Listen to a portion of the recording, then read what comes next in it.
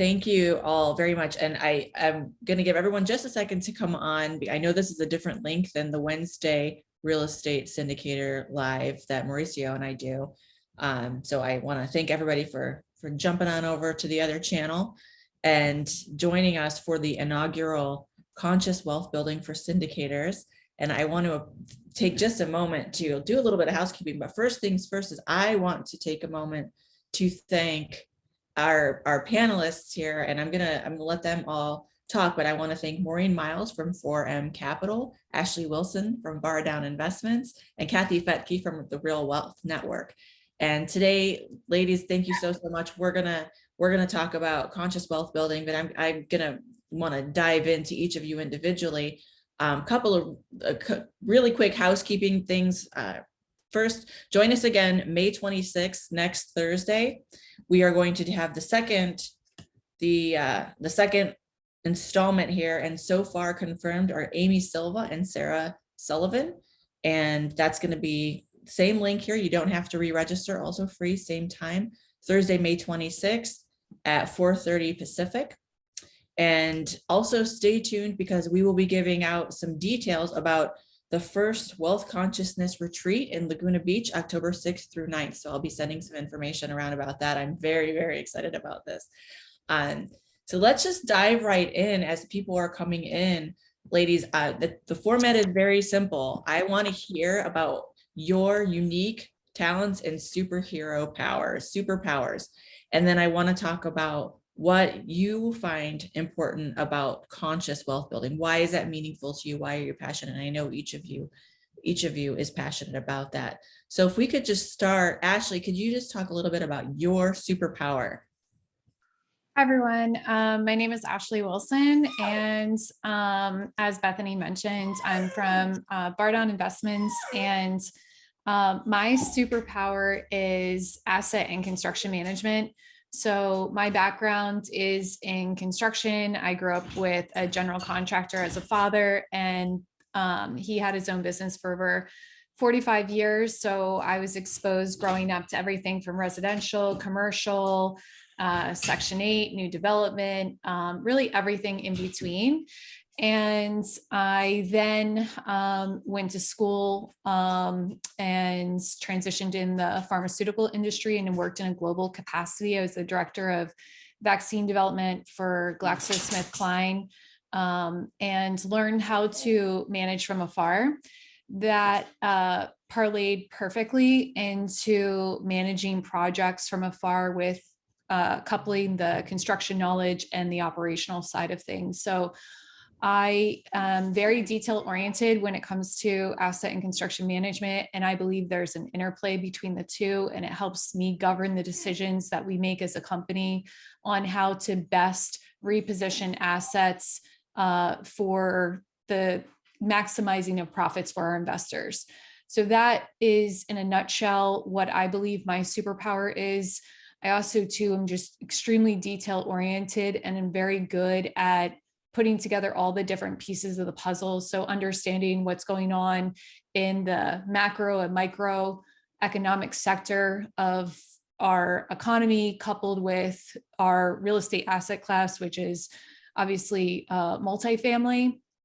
And to that effect, I have found that because we focus on the details, that instills a lot of confidence in our investors, but it also instills a lot of confidence in our team, because we don't just execute a business plan that we drafted 3 months before we close. Our business plans are living and breathing documents that we constantly readjust based off of where the current state of the market is and where we believe the market is going. Awesome. So, and I thank you. I know, Ashley, we talked a couple of weeks ago, and we kind of went into a little bit more detail on this, and people were super excited. I'll tell you, last night, I don't know if you were on last night on the live, but people specifically said, when's the Ashley talk? So they were really excited to have you come back on. So I definitely appreciate you doing that. Thank you so much. Maureen, how about you? Can you talk to us about what's your superpower? Sure. So, not to be an overachiever, but I'd say there's really two things that attributed to my success in syndication. is one thing, just like you, Ashley. I think that's a great background and something we don't find as females very often in the field, right? I said it's a little, I think they underestimate our knowledge sometimes. So we can go in and they tell us how they're going to do a job, the contractor, and we like, get that guy out of here. He doesn't know what he's talking about or whatever, you know, they don't think we know. So it's kind of, that's been a little bit of a superpower. I started flipping houses I started working with a construction company that actually flipped houses as a teenager. Somebody was flipping a house next to my grandfather's and they needed some help cleaning up the job site. So I learned over the years, I used to just work for them when I had time, and I learned how to build a house from the ground up myself. And that has been awesome. Just having that knowledge and understanding that, and also your budgets, like people can't miscalculate the budgets for renos. We know where to save money, we know where to spend money. So that's a great, Ashley, to hear another woman that has that background. So just understanding the whole construction from start to finish is one of my superpowers. And the other one is, I'd say, structures with syndication. So I've veered off from the typical, a lot of people do 80-20 or 75-25 or 90-10 or whatever, and they think that's the only way to do it. But by playing with pref returns, we have caps on certain things. We have, we call it back end pops, where over time we pay investors per annum, kind of based on how long. So I'd say the structures are my superpower. It's given me the ability to not only support my investors in the highest and best way, but also to, maximize our company's profits and take a lot of risk off the table. Like, I know that I have to meet X number in order to make my investors happy. And then after that, that's when the company makes money. So it puts them in a safer position in my eyes, because we always put the investors first. And the deals that we really have a grand slam on, we ultimately can make more money on that side too. So I think it's just twofold, but that's definitely been a superpower of mine, is this playing with the deal structures.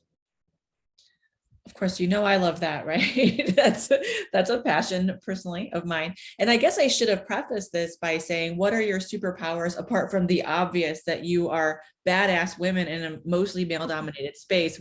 That's sort of a given at this point, right? Because it's not like you're great for women. You guys are, yes, you're women, but you guys are just badasses and then full stop, right? So I definitely appreciate you being on here, and it's just a huge bonus that you are also women. So that's sort of the obvious superpower that I kind of glossed over, because it's just a given at this point. Kathy, how about you? What is your unique superpower? Let me get you all capes. I would say it is really having a platform where I can meet people. And I know that sounds like a weird superpower, but that's how it started in 2005 when I had my podcast, it was a radio show in San Francisco at the time, The Real Wealth Show. And that allowed me to have people like Robert Kiyosaki on that maybe wouldn't have talked to me otherwise. So I was able to learn and offline so much. Like, before we would go live, I would just pick their brain, like, where are you investing and how are you doing it? And because when I started, there just weren't these boot camps and things that people can go to now, these masterminds and coaching programs. I just had to figure it out on my own because people weren't really syndicating back then. Bank money was so easy to get. So I just felt like I had to learn. And the only way I knew how to do that was by talking to people. And fortunately, then when the show was turned into a podcast, when Rich uploaded it onto iTunes, that took the reach even further internationally. And that's when I was able to meet developers right when, oh my gosh, when the housing crisis happened in 2009, when 40-year veteran developer came to me and he's like, I'm retired, but I can't walk away. I can't watch all these deals pass me by. He's like, I got to get back in. And we were able to pick up foreclosed subdivisions and land for almost nothing that nobody knew what to do with, but he did. So just kind of having that reach and that platform has attracted really great people to me, and also not great people. I've made mistakes too, because I forged through and I didn't have a lot of what is available today. So I think people starting now have much more information. It's easier to get than when I was trying to, find it. Well, Kathy, I happen to know though that you've got one more kind of addition to that superpower, just a recent accolade. Wants to tell us about your brand new Bigger Pockets tab. Oh yeah.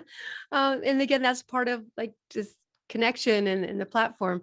The Bigger Pockets came to me, and I'm now a host of a new show called On the Market.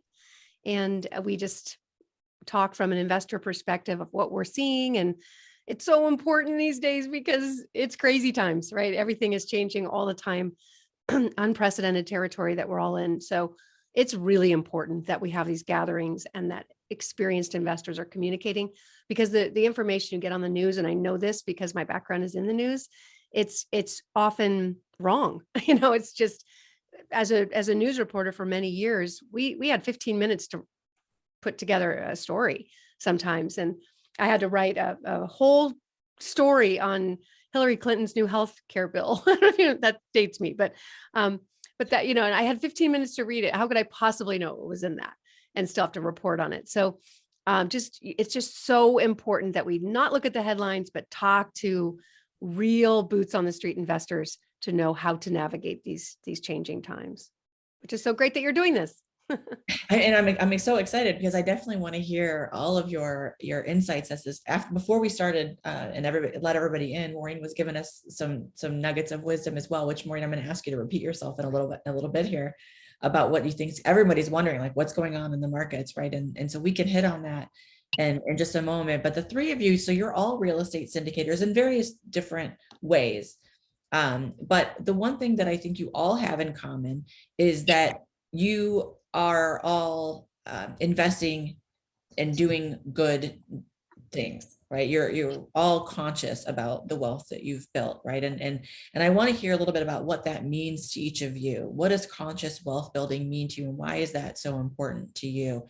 Maybe we can start, Maureen, with you. Sure. Wealth it's not only for our own independence, and I love real estate because it doesn't matter where you came from. You don't need to have a degree. You don't need, there's very low barrier to entry, which is good and bad. But as far as creating wealth, anybody can do it if you're willing to go learn about it, get the right partners, work hard at it, do whatever it takes. I've done over 20 syndications now, and I've never fallen short of a projection or been a day late on a distribution in that entire time, over 8 years now.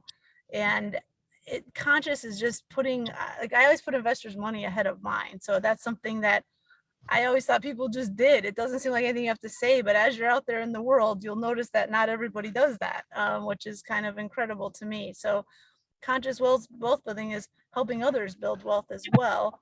And then what you do with it. I also started a charity 2 years ago. I have a charitable organization now. It's called 11 Helping Hands. It's just small, no, but I mean, I was able to donate 7 figures to it last year, and it's to help people stay in their homes. I donate to a friend. He helps people build tiny homes.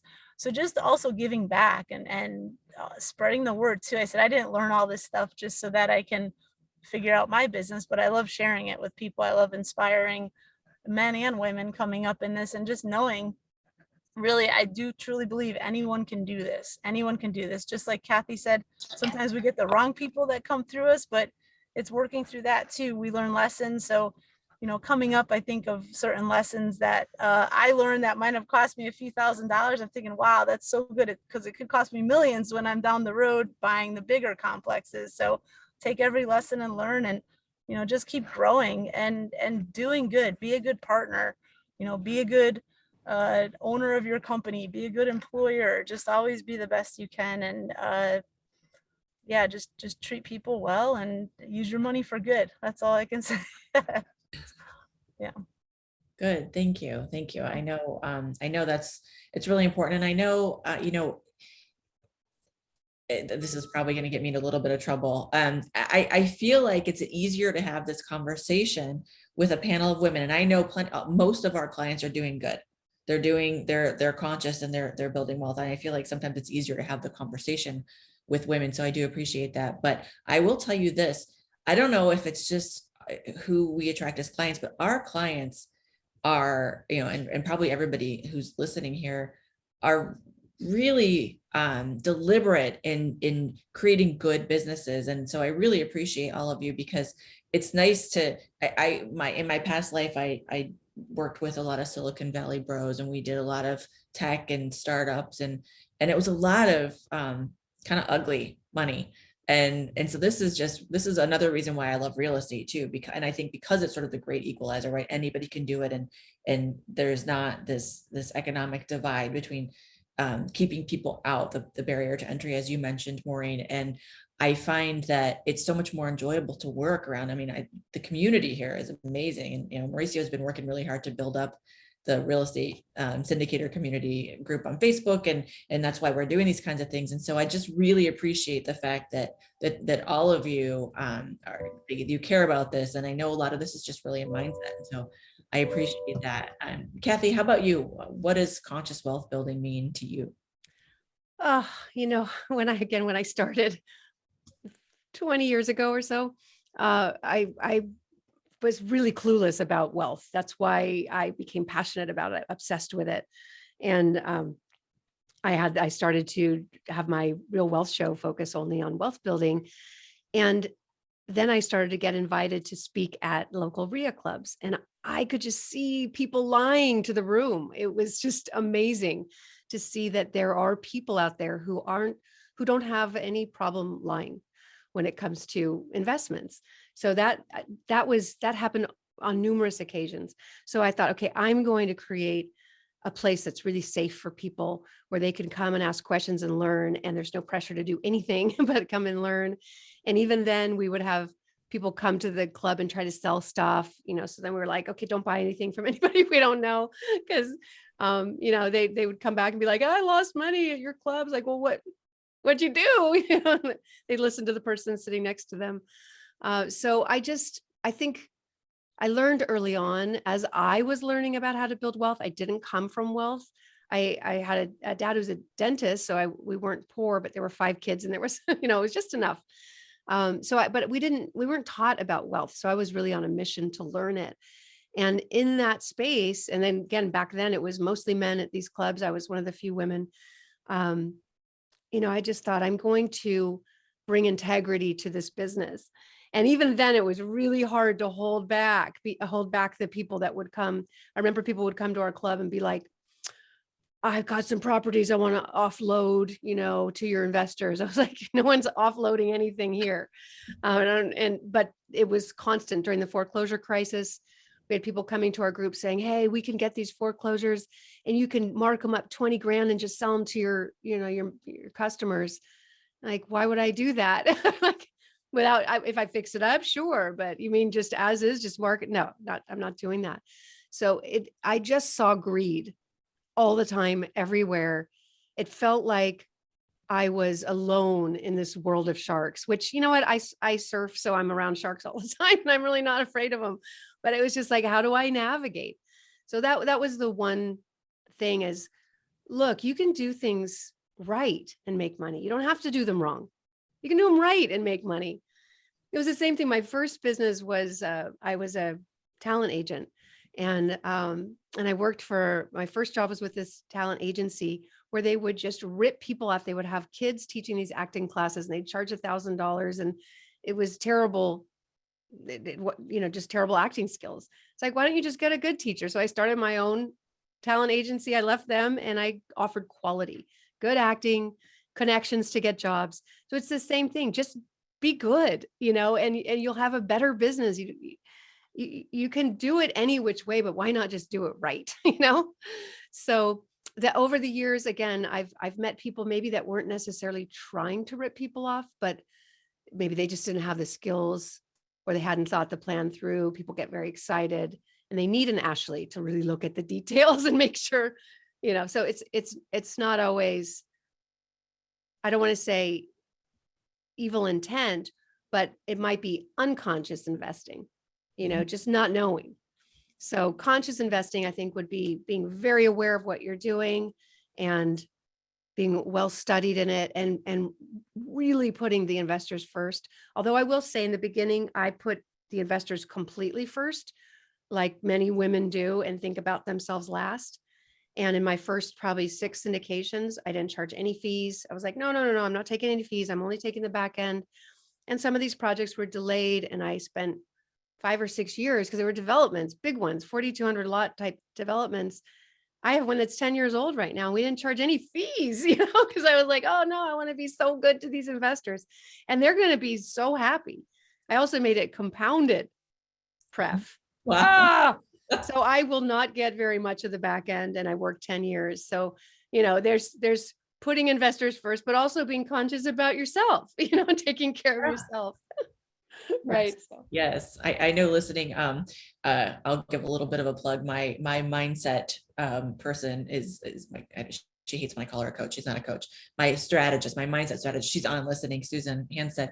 And she always uses that analogy of put your own oxygen mask on first, because you're really not that useful to everybody else unless you're thriving and doing well, and that's okay. And you're right, as sometimes as women, we just need that reminder, because we we take care of people. So I definitely appreciate your perspective there. Thank you. Ashley, let's talk about what you think conscious wealth building means for you. I echo a lot of what Maureen and Kathy just said. I think I look at it a little bit differently.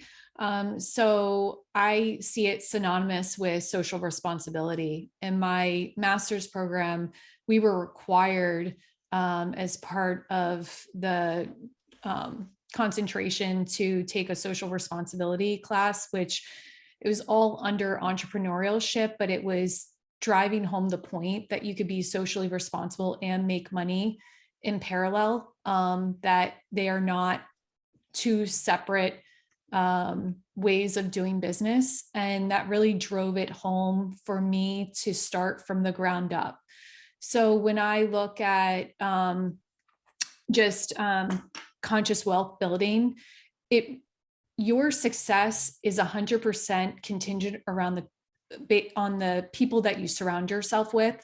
So that starts from your maintenance team, your on-site team, your ability to attract tenants, so your reputation, and then the current tenant base that you have, and treating all of those people with dignity, respect, and helping them feel that you are offering a very good product and supportive of wherever they are in their life. So across our entire portfolio, we have a program where we do an event at every single site once a month that is bridging that property with the community. So our ultimate goal is not to be, the number one property that people think of when they think of where to lease. We want our property to be the beacon of the community. So all other businesses think of us as, a supportive business of theirs. So we take it down to, for example, we do a school drive every single year prior to the school, prior to like August or September before school starts. We do a clothing drive for professional clothing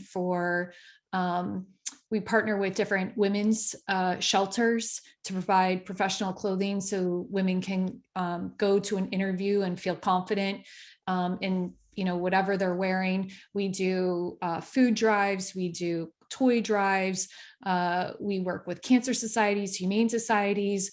I make it a point, I'm a huge animal advocate, and I make it a point to ensure that we do not have breed restrictions on our properties. A lot of people are against having animals or pets on a property. They think that it causes destruction. So I look at it from 2 points. One is we're doing good by the Humane Society. Two, from a business standpoint, people often pay more for rent when they have a pet, and there are less properties that allow what's quote unquote deemed an aggressive breed.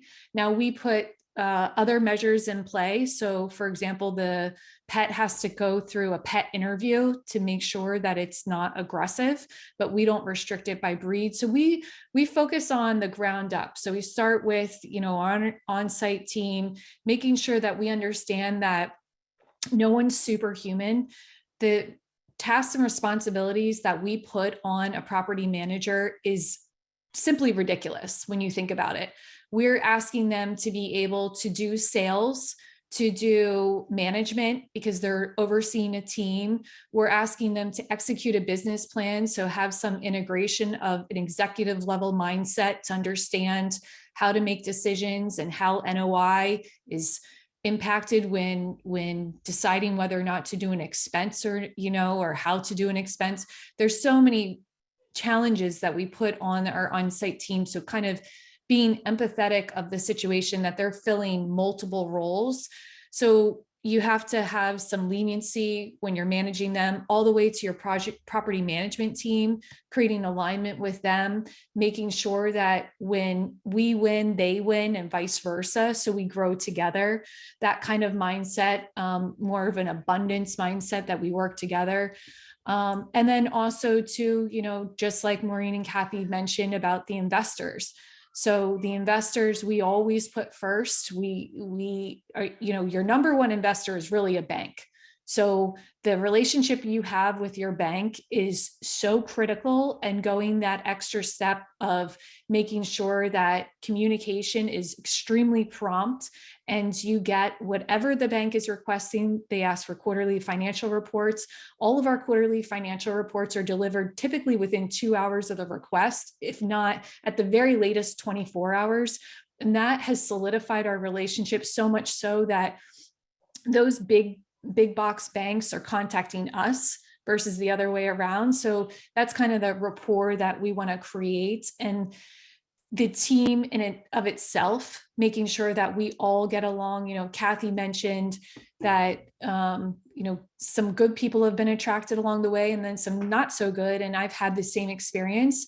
So really vetting that situation out as best as possible prior to getting into a partnership with someone, and really growing together and making sure that your interests are aligned. Because at the end of the day, it's unrealistic to think that you'll never come across a disagreement with partners, but having the same background and understanding and preferential treatment of investors, having that alignment creates a better way of working. And it's just easier to make decisions, because it's easier to make a decision with a partner when you're aligned with the fact that if the property doesn't cash flow 1 month, it's not going to prevent you from putting food on the table, versus if it affects your partner to that level, their decision making might be a little bit different than what you see as the right path forward when a decision comes up. So creating those alignments up front, and then also being understanding of everyone's role and how that fits in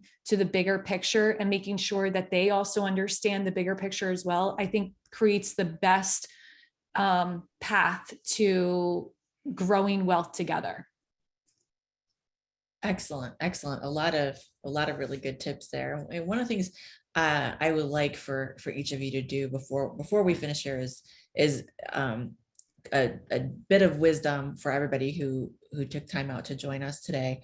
And I know, Maureen, you had some that you had mentioned earlier, but I want to see, Maureen or Kathy, if there's anything that you want to jump in, as Ashley was talking, was there something like, oh yeah, I thought about this? If you want to jump in, please do. I want it to definitely be a conversation and not, If I could, just as far as conscientious investing. So one of the things that kept me going during just building the portfolio and renovating is I love the change in the community. So we've won an award from the city of Atlanta, the police department and stuff, for going in and changing, like I said, the communities and the lives.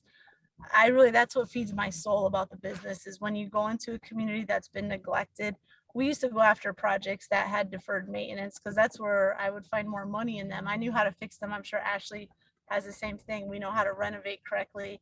And, we knew how to secure perimeters, add lights, add security, and we would change a community. So we're changing, the lives and families of the largest project I did I bought a 280 unit property just outside of Atlanta, and it was 40% occupied. So I don't recommend this to anybody. And I'm grateful I got out. I tell people I'm really 22, but that project aged me 20 years. But just knowing what I love about each project we do too is when the older people come out and start sweeping off their stoops, you turn the property. It's almost like clouds lifting off of a property when, again, there some of these tenants, they would be almost like just neglected and they wouldn't get things fixed correctly. And I mean, we would look to buy those projects because we could have such an impact on the community to turn it. And we really, I know in Cobb County and Atlanta, we had a huge impact in one of their areas by buying these. And we're really the catalyst to turning an entire area and neighborhood around, and just being able to have that impact. I'm so grateful for that. And that's what I really love. So we can really make an impact. We give, single moms with kids nice, safe places to live where that doesn't always happen. It's one of the things that gets me in this, and I don't mean to go on too long or take up too much time, but when I was young, when I had my first daughter, we lived with my husband's parents, my husband at the time, his parents, and when I had my first daughter. And so when it was time to go, we had to go find our own apartment. And I remember like the only thing I could afford, there's like literally like a drug dealer on the corner, broken windows in the apartment. And I remember thinking like, how am I supposed to bring my little like 18-month-old daughter? The carpets were disgusting. And I said, how can I like raise her in this place? And so that to me now still hits when I go like walk units that are supposed to be turned and ready for families to move into. When they're not clean, when there's something broken, like it strikes me in my soul. So I just want to say, that's one of the things I love about this business is the impact that we can have on families. And we don't have to charge a ton more money just to have a nice, clean, safe apartment. So anyway, that's conscientious investing to me, and having a good impact on the world by just giving people nice, clean, safe places to live ultimately. To that, just, for Bethany, since you asked for a conversation, I just want to add to Maureen's point. On all of the properties that we have done, I, at one point, have stayed overnight on the property. So my barometer of if we have achieved a safe, clean, just a place to call home community is that if I feel comfortable enough staying at that property. And if I can't stay at that property, then we haven't done our job. So I'm just going to be perfectly honest. Majority of the properties we purchase, when we first purchased them, there is no way in the world I would stay at them. There are crime issues. There are pest infestation issues. You name it, there are those issues on the property when we first take over. It is not always about how do you drive rents. It's also about how do you create a safe environment for families, no matter how they are made up, whether it's a single mom, whether it's a single dad, whether it's a married family. It really doesn't matter. But that to me is how I gauge whether or not we've achieved our goal. Oh, I love that. I love that so much. I can see how passionate that you all are about this, which is so exciting. Sort of the softer side of syndication, right?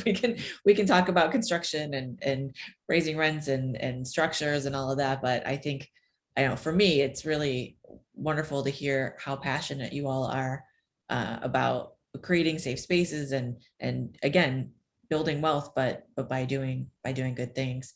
Now, Kathy, yours is a little bit different, right? Because I think you do single family primarily, correct? Yeah, we did 2 apartments. We have we've been a lender on certain things like a commercial building, and 5 residential subdivisions that we sell the homes retail. And let's see what else. Yeah, mostly that. I did not have very good multifamily experiences, unfortunately, 10 years ago. So I got gun shy. I wish I had done more because we did so much development that's more risky and can take longer and be delayed, and it doesn't cash flow. So those of you who bought buildings that are already up and running and cash flow, that's definitely better. Although the ones that I have to say, the one we bought, there was a gas leak in the middle of the night, and every tenant had to move, and then the city just cracked down and required all these things, so it was shut down for months. It was a very difficult project. I learned a lot, but yeah, it was that. It's amazing how your first experiences can kind of direct you. But if that had gone really well, then I'm sure I would be sitting like Maureen, buying a, like, selling off some of these assets. Well, and another thing that the three of you do that I think is important to note is that you provide education or mentorship or information and platforms. I mean, you are giving back in your experience, right? So, I mean, let's talk about that. Talk about the various ways. I mean, Kathy, we talked a little bit about your platform, but all three of you provide education and experience. I mean, this is a good example. Without hesitation, you all showed up here just to talk about your experience to syndicators that are still learning in some cases and want to learn more. Tell me about your platform. Tell everybody about your platforms and how they can kind of learn from your wisdom. Well, mine is realwealth.com, and we offer a tremendous amount of free education, mostly on 1 to 4 unit rentals that you would buy yourself. But also there's a lot on how to do a 1031 exchange and what to look for in CPAs and syndications and all sorts of information there that's free. We also give 10% of our profits to charity. We have 4 different charities on the site, and it's really, really exciting to be able to see the number of children we've been able to help go through operations they wouldn't have been able to afford otherwise. It's hundreds, and it's all through this membership. So it's just really a fulfilling thing to be able to see that grow. We're getting close to the $1 million mark of donation, but it's really the number of surgeries, because it's amazing how far your money can go when you donate it. It's just amazing. I think it's like $150 surgery or something will change a child's life. Oh, wow. So that one's with Operation Smile. But yes, so we do commit to that. Wonderful. I love it. Ashley, Maureen, anything to add there? I know, Ashley, you have a bunch of students, of course. Yeah. Yeah, so we have a program, it's called Apartment Addicts, and you can find out more information at www.apartmentaddicts.com. It specializes in coaching students who want to acquire 100 units or more. We do cover smaller properties, but the primary and a lot of the information is transferable, obviously. But we are advocates for 100 units or greater because it's a greater economies of scale in terms of operations. And we focus on operations and construction. A lot of coaching programs on the multifamily side are heavily focused on the acquisitions and capital raise side, which we do cover, but the focus of our program is soup to nuts. So we teach you how to find, fund, and run properties. And I think that run piece, a lot of people are missing, which is why I think that there are too many people in this space right now who are overpaying for properties. That's my personal opinion. And I think it's because they haven't been advised correctly on the actual operations and how quickly your expenses can run up, and shifting of the market, how that can fluctuate, especially if you have a variable interest loan, or if you're positioned in a situation in which you need to refi, how that looks down the road. So we have that is our main platform. And in terms of the different communities that we partner with local groups at every single property, and donate to charities, as I mentioned before, and a few additional things as well. But on a macro level, both my partner and I, so my partner is Jay Scott, we are both huge animal advocates, and we both have horses in common. So I compete nationally with jumping, but Jay does, he has some JV ownerships of racehorses, but he also syndicates racehorses, which is a whole interesting topic if anyone wants to look into. So we actually donate to a thoroughbred rescue organization because there are a lot of racehorses that don't make it. And it is not a pretty future. It's a pretty grim future for these racehorses. So Jay and I have donated to, it's called Take Two Thoroughbred Rescue, which we've been a huge proponent for. I love it. I love it. Maureen, how about you? Yeah, for me, so I do love giving back. I said I kind of somebody put my head down and I work, and I really don't appreciate sometimes how far I've come until I go and I talk to groups and I see people sitting in the seat of a conference and I'm like, wow, I remember those days. Like, just keep at it. And I love going and just letting people know that, like, this is an option. Like, everyone here has such great access to information. I don't, like, just like Kathy said, I think when we started it, there wasn't such a plethora of information out there. And so I like to go just to let people know it's possible. Going through school and high school and college, I think a lot of people don't think, oh, I want to be a real estate syndicator, right? It's like this little secret that we've all kind of uncovered along the way.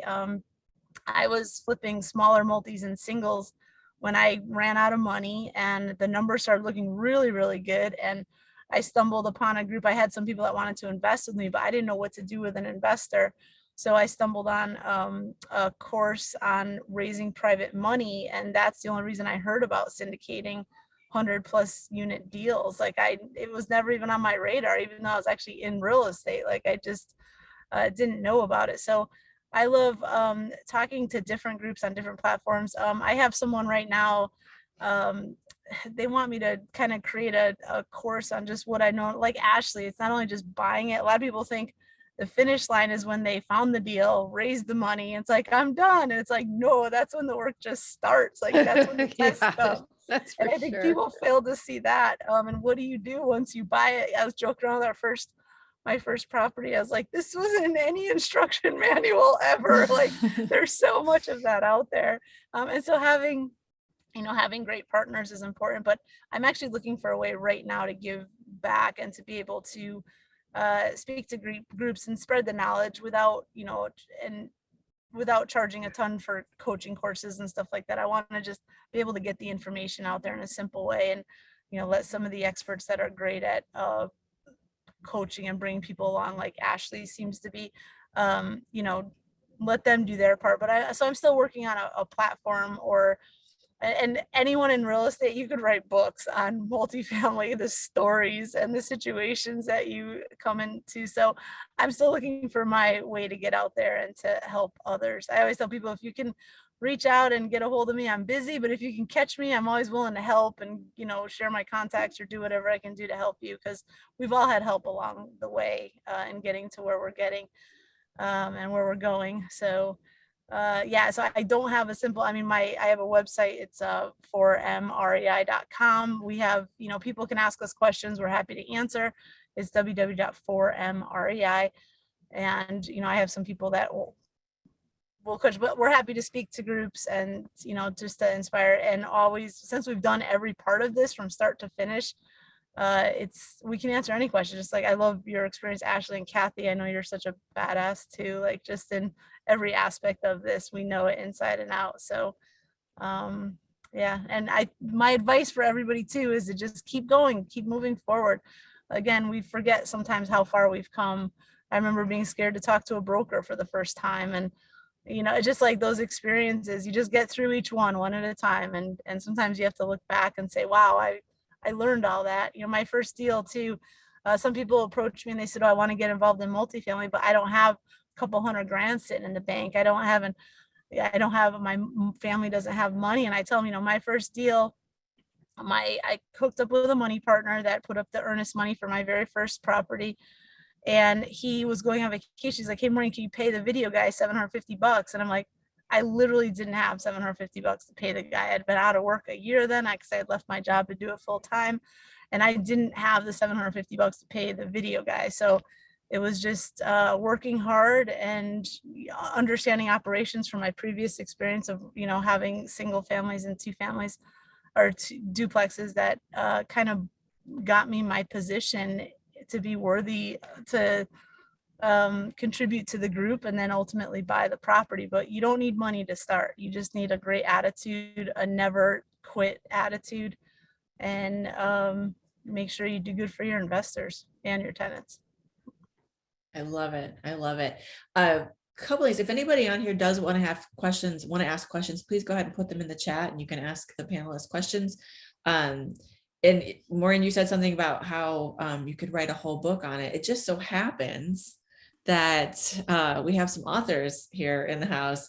Ashley, the author of The Only Woman in the Room, and Kathy, you are also in that book as well. Let's tell us a little bit about that. So a few years ago, I was sitting at Dave Van Horn. In case anyone doesn't know him, he is the owner of PPR Notes out of Berwyn, Pennsylvania. And he runs a conference called the Mid-Atlantic Summit every year. It is capped at 450 attendees. And the real estate investor community had invited all the women in attendance to have lunch together during one of the days. And it just took 2 tables being pushed together in the sea of 450 people to house all the women in attendance. So to put that in terms of numbers, there were only 16 women at this conference. And I looked around the room and I was like, how is there only 16 women at this entire conference? So my husband is also in real estate as well. So we were driving home that night from the conference, and I turned to him and I said, I'm going to write a book called The Only Woman in the Room and speak about women in real estate because it's really unfortunate, not only that women aren't attending these events, but it's also unfortunate the lack of speakers that we have as role models. They're typically put on a panel or on a side stage, but they're not typically the keynotes. And if they are the keynotes, it's like we've met our quota, so we no longer have to have another woman speak during the conference. And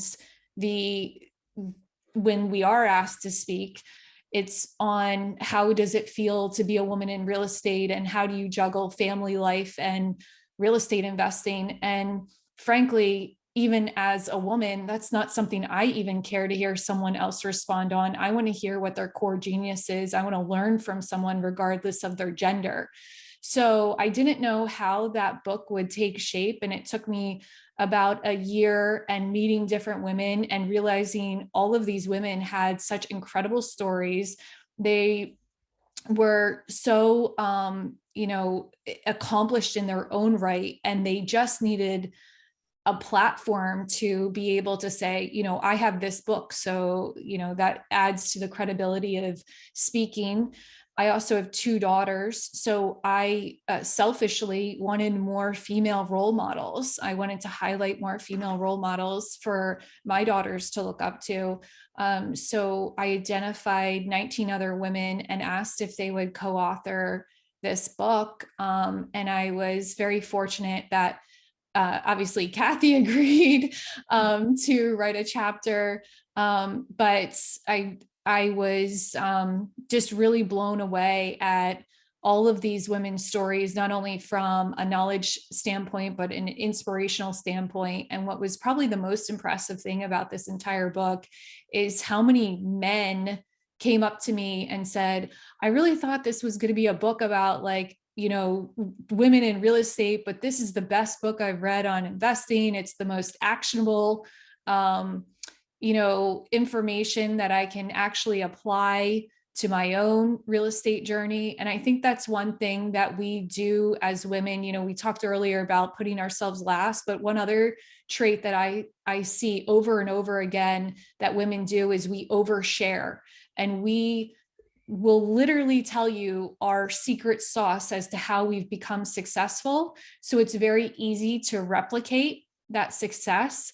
And I think that not all men, but men tend to be a little bit more guarded with that information. So I think that's why a lot of men have gravitated to this book. And that's why I've gotten a lot of feedback from both women and men that this book has been really instrumental in helping their journey. Awesome. Well, and Kathy, I want to hear you plug Rich's book just because you're here. Why not? Oh yeah. Rich just came out with a book a couple of days ago called The Wise Investor.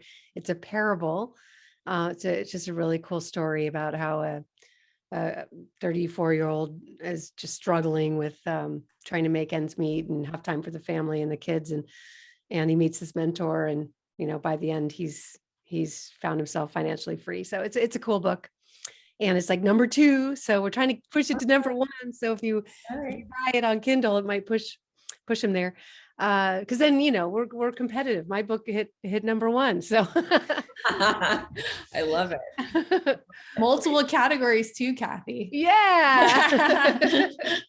Well, tell us a little bit about your contribution to Kathy of this book. I mean, and Ashley, I'm doing it right now. I'm going to go on Audible right now because forgive me, don't have it yet. So everybody who's on here, go on Audible right now and download both of them. And then Kathy, go ahead and tell us about your contribution to The Only Woman in the Room as well. Yeah, I just wrote a chapter on some of the challenges I faced over the years, kind of feeling very alone. I didn't have much support on doing the things that, for example, and Bethany, this will just make you cringe, but that I had this, again, developer hear me on the Real Wealth show, and he called and he's like, do you syndicate? Do you raise money? And I was like, oh, I don't think, no, I don't. And he said, well, can you? I just found this development we can get for $3 million that had a $12 million loan on it, is worth about 20 million. Can you raise 3 million? I don't know. So I sent out an email to my list and I raised the $3 million in one email. I'm like, yeah, I guess I can. Wow. And then someone said, that's not how you do it. I'm like, oh, Mauricio, because I think Mauricio's on here probably also cringing. yeah. No, it was just some random, very kind person. Like, that's not how you do it. So I quickly learned that you need a PPM and an operating agreement, but it was just all, pretty new. So that was a lot of what I wrote in my chapter of me trying to figure things out and just wanting so much to create financial freedom for my family, because 20 years ago, Rich was diagnosed with melanoma and told he had 6 months to live. He's healthy and fine, and the doctor was wrong, or Rich fought that, but he's alive and well today.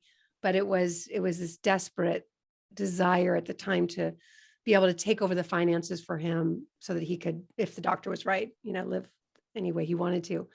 And so that's what drove me all those years. There's also something else that's pretty just remarkable in Kathy's chapter. I'll let Kathy tell it.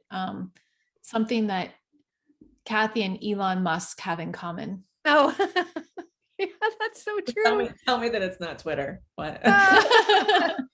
It was so amazing. In 2012, I had been taking busloads of investors, 2 or 3 buses full of 50 people each, through the streets of every city. I mean, I was in a different city every day. We were in Kansas City and Indianapolis and, Cleveland and Cincinnati, all over. I would take these investors we would drive down the streets and every single house was boarded up. And it was a crazy time, that foreclosure crisis. And every now and then you'd see a little old lady peek out her window and just be like, what happened in my neighborhood? Because a lot of drug dealers had come in, and, just the neighborhoods really went down in safety, for sure. So I would bring in these investors and we would just buy up house after house after house, fix them up, and like restore these neighborhoods and create affordable housing and clean it up, just like, Maureen and Ashley were saying. So then in 2012, I got a letter in the mail, and it was signed by Lloyd Blankfein, the CEO of Goldman Sachs, who said I'd won this award, the top 100 most intriguing entrepreneurs. I didn't know what it was, so I threw it away, but my daughter was interning and she's like, Mom, they have a 3-day party. You should go. And it was all free, all paid for. I pulled up in sweats. I don't know what I was thinking. And I get out and they greet me with champagne, and I'm talking to like 3 men. It turns out it was all the top people at Goldman who end up, kind of running the treasury today. So that was amazing. But Elon Musk was there as one of the people too. So I got to hang out with him and the founders I was sitting at a table with these people who were like, yeah, we just started this new thing. We we were waiting for a taxi and we couldn't get one. And we kept seeing these cars going by and we were like, we just want to jump in one of those cars. So I was sitting next to the founders of Uber before that was a thing. And it was pretty cool. It was a really amazing opportunity. So I'm just going to say this, leave it to a panel of women when I say, what's your superpower that you did not throw down on Musk right then? You know, I couldn't tell if he was human or not. Honestly, I was like, he is a robot, but I think the jury's still out there. I think it was pretty funny. Oh, that's hilarious. Guy. You can lead. Well, this is why I love having this community, because then Ashley can just say, okay, you know what? Yeah, This is more badass, or she's not going to say herself. So that's why I love that. I thank you. I know we're getting close to the bottom of the hour here. I think we lost Maureen. She was in the car, and so I think she might have dropped off. But I definitely want to take a minute to thank you for being on here. I want to remind everybody, if you do have questions, let me know and I can relay them. We will be posting the recording of this, so you can come back and listen to these nuggets of wisdom whenever you want to. Please make sure to check out The Only Woman in the Room and The Wise Investor. And I want to remind everybody again, once a month on the 4th Thursday of the month. So the next one is May 26th. I want to make sure I've been saying it wrong. May 26th. We're going to have Amy Silvis and Sarah Sullivan come join us for another conversation. Similar topic. Make sure you come armed with questions. And also stay on the lookout, because I am very, very excited about our first ever conscious wealth building retreat in Laguna Beach, October 6th through the 9th. To make sure I got that right. So I'll be sending some information out around that. Ladies, thank you. Any parting words you want to give? Nuggets of wisdom. We've got 3 minutes left. I want to make sure we give everybody, or we honor your time. But please, any parting words of wisdom for everybody who stayed on? Oh, I would just say from my experience, some of the issues that I'm seeing out there is people just becoming fundraisers and not really understanding that there's a lot of rules around that, just like I didn't understand when I first started. But, you know, it's kind of amazing some of the things that we're seeing out there. And, you know, just to take it very, very seriously, that this is people's retirement, and somebody on the team, you know, first of all, make sure you have great legal advice to make sure you're doing things properly, and just make sure that someone on your team has an enormous amount of experience. Because again, I've seen this, we're in changing times right now, and you really want to make sure there's a board of advisors, or just somebody just brought me a really cool deal that I want to do as an RV park, but he just hasn't done it. So I can't have other investors invest in this, since now, if we find someone who's an RV park expert, then that will be part of the team. Maybe we would do it. But even if a deal looks great, you know, don't test it out on someone else's money. Just make sure you've got an expert, or that you are an expert. Try to just my little tidbit for you, go try to crowdsource that in the real estate syndicator community in Mauricio and my Facebook group. We've tried to invite people in there that we can crowdsource these resources. Just ask it. Maybe. Oh, that's a great idea. Okay. Kathy, I have someone too. Oh, good. Okay. I have someone who, like, that's what he does. Okay. Yes. Yes. I can email you after. Thanks, Ashley. Yeah. Thank you. I don't know him personally, but that's what his whole business is. So I'm assuming great. That's you wonderful. can have enough to look into on your own. Perfect. But I'll do an intro. Thank you. Absolutely. So just kind of piggybacking off of what Kathy was saying, when I speak to passive investors, I always say to them that most people, when they vet a deal, they look at the returns first, the market second, and the team third. And it is the complete opposite way in which you should vet an investment opportunity. The first thing you should always look at is the team. The second is the market. And the third is the actual deal structure and return. The reason being is a good team can make a bad deal still work and actually do great. But a bad team or a mediocre team, it doesn't matter how great those returns look. It doesn't matter how great the market is. It doesn't always equate to a successful outcome, because of the fact that the team matters more than anything else. And when I say team, I'm not just talking about someone's, experience. I'm talking about, have they worked together before? Have they worked with a property management company before? Has the property management and that team executed on that type of business plan before? So if you're taking a team that's done core plus assets and all of a sudden they're switching to value add and they're using a property management company that's only done core plus and now they're switching to value add, it's a completely different, you know, arsenal of tactics you have to use to execute. And that is not something that you want to, you know, test the waters with, because your reputation is built off of everything you do. So make sure that you align with people that have complementary skill sets and lead with value. Anyone who's looking to get into syndication, people come to me all the time and they're like, oh, how can I help you? Or, you know, how do I get in? And I talk about this all the time. I talked about this last time. Lead with your strength to get in, and partner and learn the ropes, but focus on the team. Focus on the team when you're creating your own team, or if you're passive investing, focus on the team. That is the most important thing that you have control over.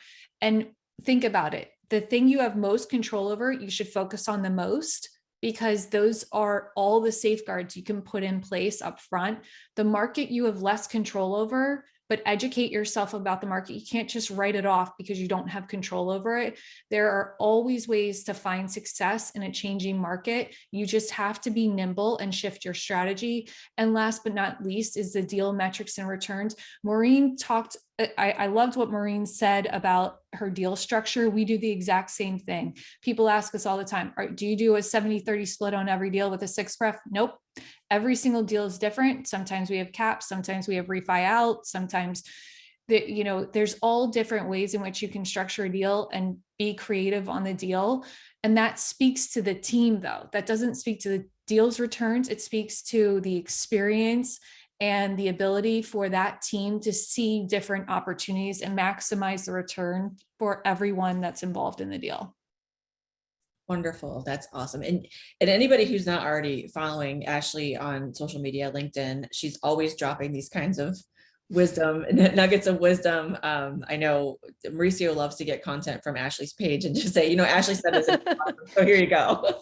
And Mauricio on, I thought I saw that he was on, and it could have been somebody on his account, but if Mauricio, if you're on, you want to say hi real quick. I mean, he's never hiding. There he is. There he is. I didn't want to interrupt or anything. You guys are doing such a great job. So thanks so much for doing this and sharing all your wisdom with us. My only comment is, in addition to just, I absolutely adore you guys. You know, there's a theme which I always admire from all three of you, that you guys are such giving individuals. Not only, I mean, that was kind of the theme that I heard throughout the thing, that how much you guys want to give back, how much you guys want to, you know, I think it was Jack Lemmon who said you've got that obligation to send the elevator back down to people who are coming up. So thank you so much for adding so much value to our community, and looking forward to seeing you guys super soon. I'm not sure when, but looking forward to seeing you in person. Oh, thank you so much. Thank you. Absolutely. Thank you very much. And again, we'll post this. Somebody had asked me, we will post the recording in the Facebook group, the Real Estate Syndicator Community Facebook group. And I will also, of course, be posting it on my YouTube channel. So make sure to go subscribe there, and we will post it, of course, all over, you know, social media. So thank you everyone for joining us. Have a lovely, lovely evening. And I really, really appreciate you being on. Thank you so much. Bye, everyone. Bye. Everyone.